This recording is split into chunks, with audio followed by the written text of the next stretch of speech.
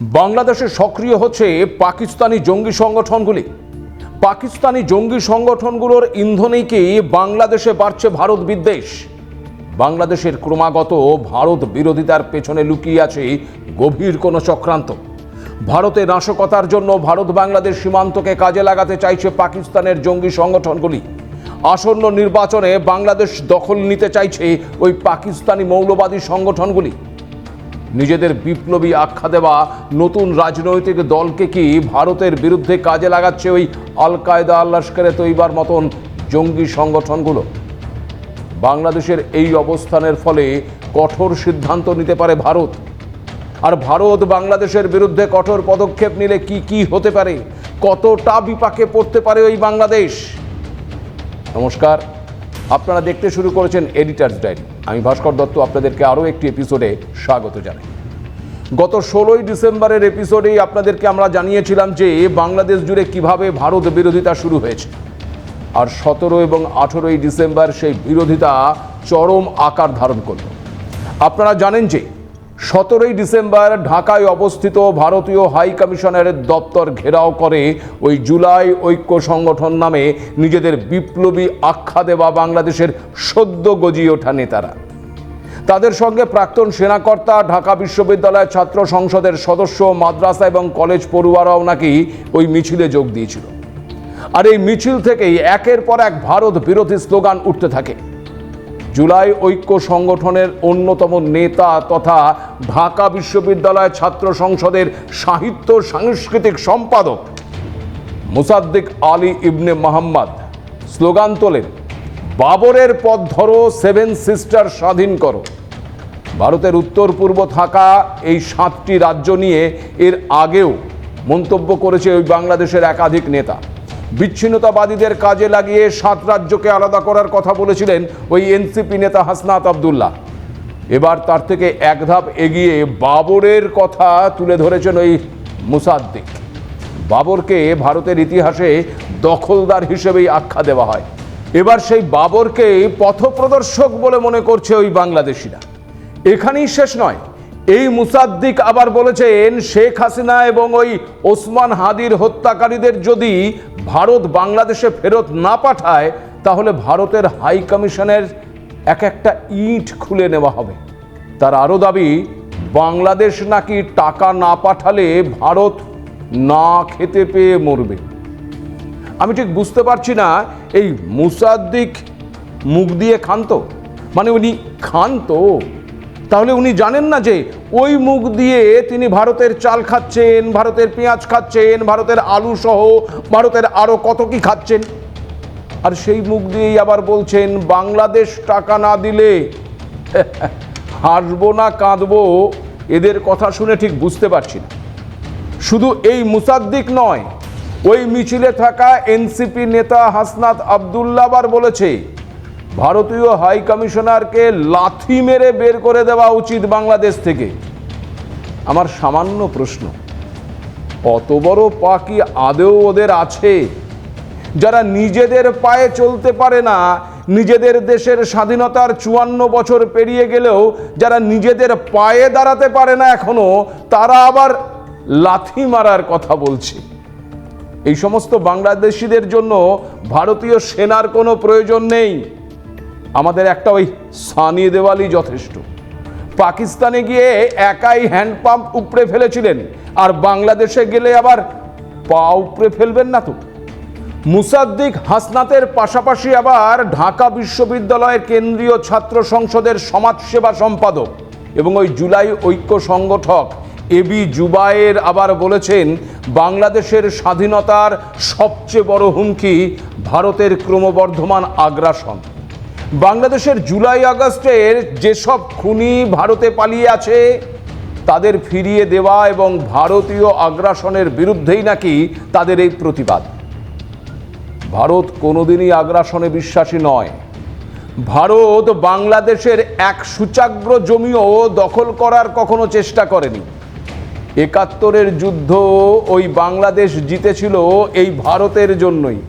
ভারত সেদিন পাশে না থাকলে স্বাধীন বাংলাদেশ কোনোদিন তৈরি হতো না। এ কথা আমি বলছি না, সদ্য গত 16ই ডিসেম্বর বাংলাদেশ থেকে আগত বাংলাদেশের প্রাক্তন সেনাকর্তারাই সে কথা স্বীকার করে নিয়েছেন।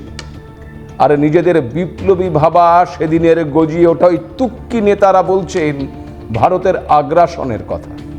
ভাবুন একবার এদের স্পর্ধা কত। তবে শুধু 17 তারিখ নয়, 18 তারিখ মানে বৃহস্পতিবারও বাংলাদেশিদের এই ভারত বিরোধিতা অব্যাহত ছিল। 17 তারিখ ঢাকার পর 18 তারিখ রাজশাহীতে ভারতীয় অ্যাসিস্ট্যান্ট হাই কমিশনের দপ্তরের উদ্দেশ্যে মিছিল করে ওই ভারত বিরোধীরা। তাদের অ্যাসিস্ট্যান্ট হাই কমিশনের 100 গজ দূরে ব্যারিকেড দিয়ে আটকানোর চেষ্টা হলে রীতিমতো ব্যারিকেড ভেঙে ভারতীয় দপ্তরে হামলা চালানোর চেষ্টা চালায় তারা, যার জেরে ভারতীয় ভিসা সেন্টারটি বন্ধ করে দেওয়া হয়। এখানে আবার ওই জুলাই 36 মঞ্চের নেতা ওই শাহরিয়ার কবির বলেছেন ভারত তাদের সীমান্তে একের পর এক হত্যাকাণ্ড ঘটাচ্ছে, বাংলাদেশের নিরপরাধ মানুষদের হত্যা করা হচ্ছে, খুনি হাসিনাকে তারা ভারতে আশ্রয় দিয়েছে, ওসমান হাদির খুনিদেরও ভারত আশ্রয় দিয়েছে। ভারতীয় আগ্রাসন মানি না। আবার সেই আগ্রাসনের একই সেই ভাঙা রেকর্ড। ভারতের কোনো প্রয়োজন নেই ওই বাংলাদেশের মাটি।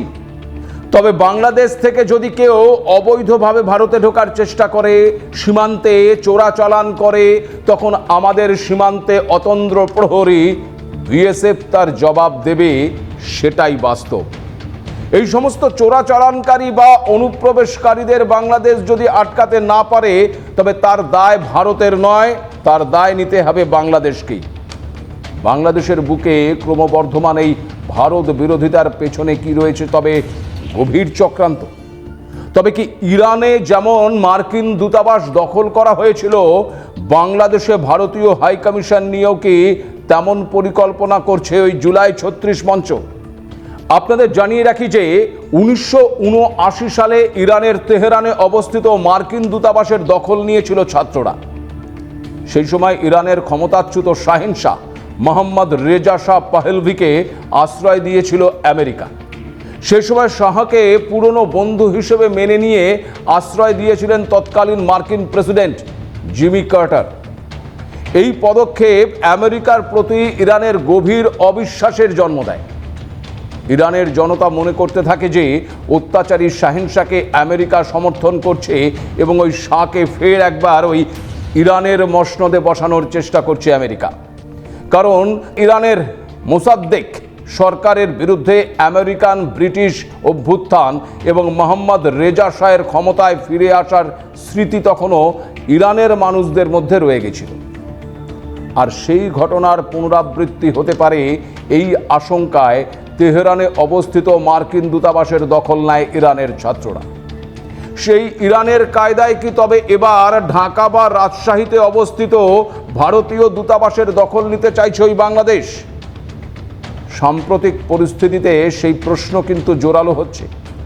কিন্তু এখানে মনে রাখা ভালো যে আমেরিকার মতো ভারত কিন্তু কখনোই ওই বাংলাদেশের অভ্যন্তরীণ বিষয়ে নাক গলায়নি বা বাংলাদেশের কাউকে জোর করে ক্ষমতাচ্যুত বা ক্ষমতায় বসানোর কোনো চেষ্টা কখনো করেনি। ভারত ও বাংলাদেশ দুই দেশের মধ্যে যে বন্দি প্রত্যর্পণ চুক্তি রয়েছে, সেই চুক্তি মেনেই সমস্ত পদক্ষেপ নিচ্ছে বা নিয়েছে ভারত। চুক্তির বাইরে কোনো পদক্ষেপ গ্রহণ করেনি দিল্লি। তবে কি বাংলাদেশ জুড়ে এই ভারত বিরোধিতার পেছনে রয়েছে অন্য কারণ? সদ্য পাকিস্তানের সঙ্গে বাংলাদেশের যে মাখামাখি শুরু হয়েছে, বাংলাদেশের চরম ভারত বিরোধিতার পেছনে কি রয়েছে ওই পাকিস্তান? আপনাদের আগের একটি এপিসোডে জানিয়েছিলাম বদলে যাওয়া এই বাংলাদেশে নিজেদের ঘাঁটি তৈরি করতে চাইছে পাক জঙ্গি সংগঠনগুলি, যার মধ্যে রয়েছে লস্করে তৈবা, আল কায়দা। তবে কি ওই জঙ্গি সংগঠনগুলোর ইন্ধনেই বাংলাদেশে মাথাচাড়া দিচ্ছে ভারত বিদ্বেষ? বাংলাদেশের মাটিতেই গড়ে তোলা হচ্ছে জঙ্গি ঘাঁটি। বাংলাদেশে যারা ভারতের বিরোধিতা করছে তারা আবার নিজেদেরকে বিপ্লবী বলে দাবি করছে। তাই বিপ্লবী ছাত্র নেতারা কেমন তার একটা উদাহরণ দিই আপনাদের, তাহলে বুঝতে সুবিধে হবে যে এরা কেমন বিপ্লবী, কতটা বিপ্লবী আর কতটা সুবিধাবাদী। বিপ্লবী বলতে আপনারা কি বোঝেন? যারা দেশের স্বার্থে নিজের স্বার্থ ত্যাগ করতে দুবার ভাবে না, যারা দেশের জন্য হাসি মুখে মৃত্যুবরণ করতে পারে, আরাম বিলাস নয় দেশবাসীর জন্য দিনরাত কষ্টের মধ্যে কাটিয়ে দিতে যারা কোনো দ্বিধাবোধ করে না। মাস্টারদা সূর্য সেন, বিনয় বাদল দীনেশ, ক্ষুদিরাম, এমন একাধিক উদাহরণ আমাদের সামনে রয়েছে। কিন্তু বাংলাদেশের অধুনা বিপ্লবীরা কেমন শুনবেন? সপ্তাহখানেক আগেই এই বাংলাদেশের অন্তর্বর্তী সরকারের উপদেষ্টা পদ থেকে পদত্যাগ করেছিলেন ছাত্রনেতা মেহফুজ আলম এবং আসিফ মাহমুদ সজীব ভুঁইয়া। সূত্র বলছে উপদেষ্টা পদ থেকে পদত্যাগ করলেও এই দুই ছাত্রনেতা এখনও নাকি সরকারি বাসভবন ত্যাগ করেনি। আসলে এই দুই বিপ্লবী ছাত্রনেতা উপদেষ্টা পদ থেকে ইস্তফাই দিতে চায়নি। নির্বাচনের ঘণ্টা বাজার পর এক প্রকার জোর করে দুজনকে পদত্যাগ করানো হয়। আর এখন উপদেষ্টা পদে না থেকেও সরকারি আরাম আয়েশ ভোগ করে চলেছে বহাল তবিয়তে। কে আর এত আরাম ছাড়তে চায় বলুন? সবই হচ্ছে ওই সরকারি টাকায়, থাকছেন বিলাসবহুল সরকারি বাসভবনে। এই সুখ কি কেউ ছাড়তে চায়? তোর বিপ্লবী হয়েছে তো কি হয়েছে, তা বলে কি আয়েশ থাকবে না? আসলে আয়েশ বা আয়েশে আরামে দিন কাটানোর জন্যই তো এত কিছু নাকি?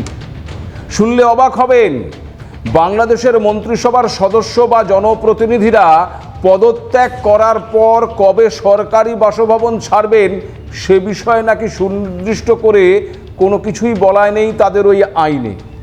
আর তাই এই মাহফুজ বা আসিফ কবে তাদের সরকারি বাসভবন ছাড়বে সে বিষয়ে কোনো কিছুই বলা যাচ্ছে না। এরা আবার নিজেদের বিপ্লবী বলছেন। হ্যাঁ, এটা কি ওই বিপ্লবীদের জন্য অসম্মানজনক নয় তো? তারা তাদের সরকারি আবাসনে থাকবেন কি থাকবেন না, রাস্তায় থাকবেন না, কোথায় থাকবেন তা নিয়ে সত্যি আমাদের কোনো মাথা ব্যথা নেই, মানে ভারতবাসীর কোনো মাথা ব্যথা নেই। কিন্তু বাংলাদেশের অভ্যন্তরে যে খিচুড়ি পাকানো হচ্ছে তার আসল উদ্দেশ্যটা কি? ভারত বিরোধিতার নেপথ্যে কি জঙ্গিবাদ? দেখুন, বাংলাদেশে যে জঙ্গিদের নেটওয়ার্ক রয়েছে তা নতুন কিছু নয়। 2014 সালে রাষ্ট্রসংঘের একটি তথ্য বলে দিয়েছিল যে বাংলাদেশে আল কায়দার নেটওয়ার্ক রয়েছে।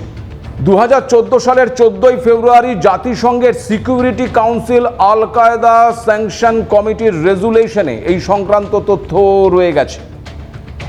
আগের একটি এপিসোডে আপনাদেরকে জানিয়েছিলাম যে লস্কর কমান্ডারদের বাংলাদেশে পাঠানোর পরে এবার নিজে সেখানে যাবার তোড়জোড় শুরু করেছেন এই লস্করের প্রধান হাফিজ মোহাম্মদ সঈদ। কিভাবে হাফিজকে বাংলাদেশে পাঠানো যায়, কোন পথে হাফিজকে নিরাপদে বাংলাদেশে ঢোকানো যায় তা নিয়ে ইতিমধ্যেই ভাবনা চিন্তা শুরু করেছে ওই জঙ্গি সংগঠনটি।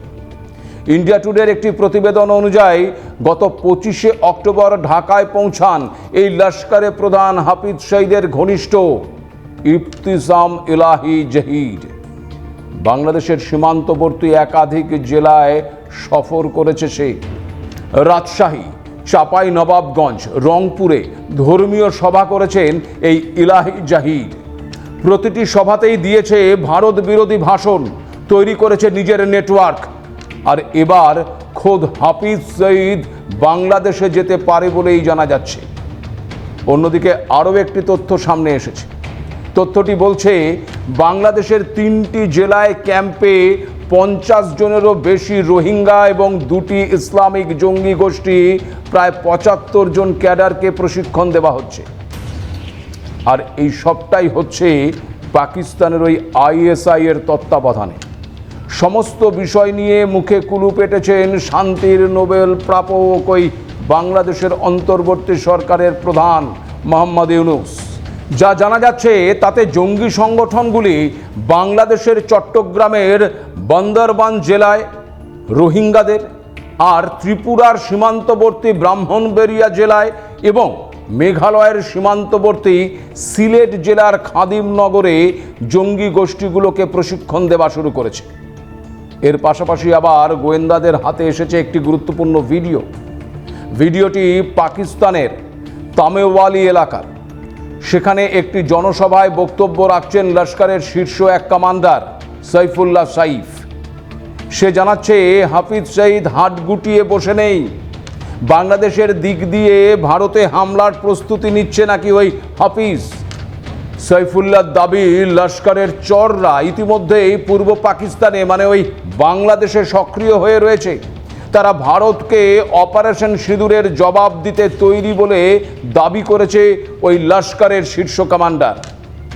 সুতরাং বোঝাই যাচ্ছে আজ যা বাংলাদেশে হচ্ছে তার বীজ গত বছরের শেষের দিক থেকেই বপন করা শুরু করেছিল পাকিস্তান আর সেখানে লালিত পালিত হওয়া ওই জঙ্গি সংগঠনগুলো। বাংলাদেশের একটা বিরাট অংশের তরুণ প্রজন্মকে কি তবে জঙ্গিতে রূপান্তরিত করছে ওই ইউনূসের অন্তর্বর্তী সরকার? বাংলাদেশের মাটিকে ব্যবহার করে জঙ্গি সংগঠনগুলো যাতে ভারতে নাশকতার ছক তৈরি করতে পারে তার জন্য কি জমি তৈরি করে দিচ্ছেন ইউনূস? আর সে কারণেই কি ওই জুলাই ৩৬ মঞ্চ নামে আলাদা সংগঠন গড়ে তুলে ভারত বিরোধী পরিবেশ তৈরি করা হচ্ছে। কোনো রকম ইন্ধন ছাড়াই, কোনো রকম প্ররোচনা ছাড়াই আজকের এই ছোকরারা কত বড় বড় কথা বলার সাহস পাচ্ছে কোত্থেকে?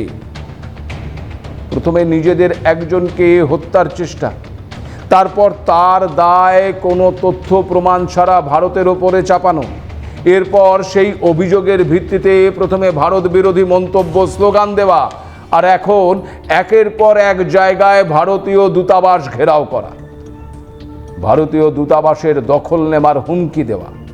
যা হচ্ছে তা সবই যে একটা চিত্রনাট্যের অঙ্গ তা বুঝতে কোনো অসুবিধে হয় না। আর দেখুন, বাংলাদেশের মাটিতে দাঁড়িয়ে যে কেউ ভারতের বিরুদ্ধে যা ইচ্ছে মন্তব্য করছে, হুমকি দিচ্ছে, কিন্তু কারো বিরুদ্ধে কোনো পদক্ষেপ করছেন না ওই মোহাম্মদ ইউনূস। কাউকে গ্রেপ্তার তো দূরস্থ, গোটা বিষয় নিয়ে মুখ খোলেননি ইউনূস।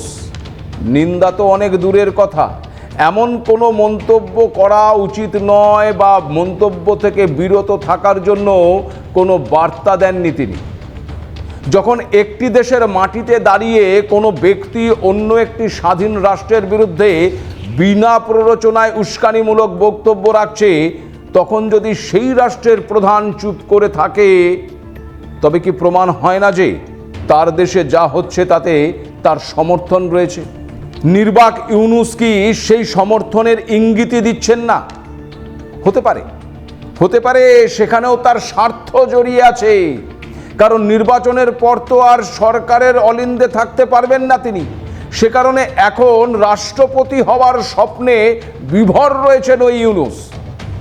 যা হচ্ছে তাতে বাধা দিতে গেলে যদি ওই রাষ্ট্রপতি হওয়ার স্বপ্নটা স্বপ্নই থেকে যায়, তাই বোবাকালা হয়ে থাকাটাই বোধহয় বুদ্ধিমানের কাজ, তাই নয় কি? কিন্তু এই বুদ্ধি দিয়ে যে কিভাবে একটা দেশের প্রধান হয়েছেন এই ইউনূস তা বুঝতে পারছি না। কারণ তারা যদি মনে করে থাকেন যে ভারত বিরোধী মন্তব্য করবে, ভারতকে হুমকি দেবে, ভারতের রাষ্ট্রদূতের ওপর হামলা চালানোর কথা বলবে আর ভারত চুপ করে বসে থাকবে, তবে তাদের বুদ্ধি নিয়ে প্রশ্ন উঠতেই পারে।